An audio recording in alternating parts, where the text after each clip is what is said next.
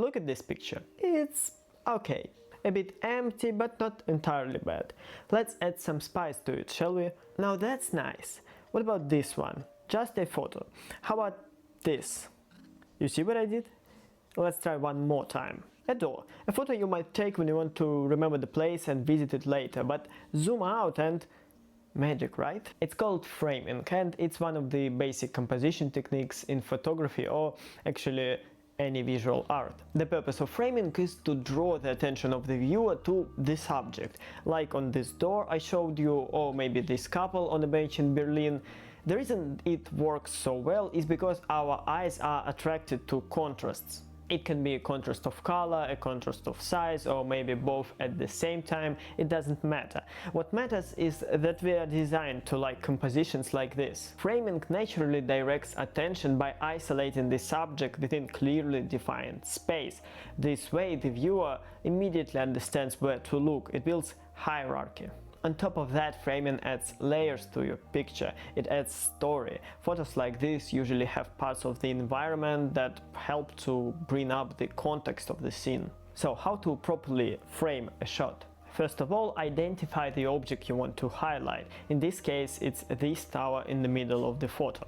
It's important to choose something worthy to center your shot around.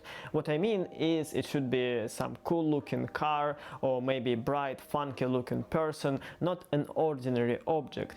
It's easier to show. I like this picture, a contrast of light and dark, but there's literally nothing happening. I wish there was something to draw attention to, but there's just an old bike. Don't get me wrong, I love taking photos of bikes, but this one just seems ordinary. So this photo is a missed opportunity, if you ask me. Once you have your object, it's time to look for a proper frame. It can be anything: branches, arches, buildings, other people, cars passing by, literally anything that obstructs your point of view and guides the viewer towards your subject. If there is nothing nearby, don't worry, you can put something in front of your camera. Prisms work especially well in this case, but just don't overdo it, especially if it's a commercial shot or some product photography. After all, you want to draw attention to your subject, not dilute it by adding too many objects inside the frame. If you see the potential in your shot, but you think that the subject is not standing out enough, you can try and fix it in post by masking it out and bringing the brightness up on the subject and maybe bringing it down on the frame. For better results, use wider aperture to blow the frame slightly, because it helps to add some depth to your picture and also spice things up. The important thing here is not to, once again, overdo it, because you want to keep the objects recognizable, especially if they tell a story or add to an atmosphere, like maybe an old bike or a beautiful window frame.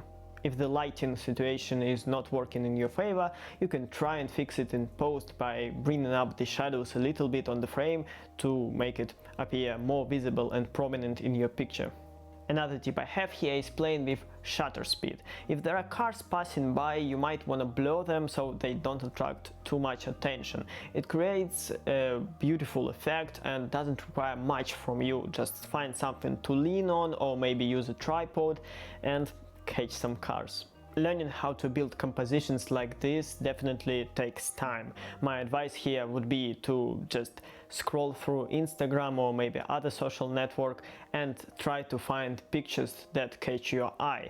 Analyze them, dissect them, and try to get in the photographer's head and imagine what were they thinking when they were taking this photo. Once you train your brain to recognize patterns and compositions like this, you will unintentionally start to apply them here and there. And it's a general advice applicable not only to framing, but to literally anything and any artistic technique. Thank you for watching. If you want more videos about composition and other photography tips and tricks, let me know. Bye!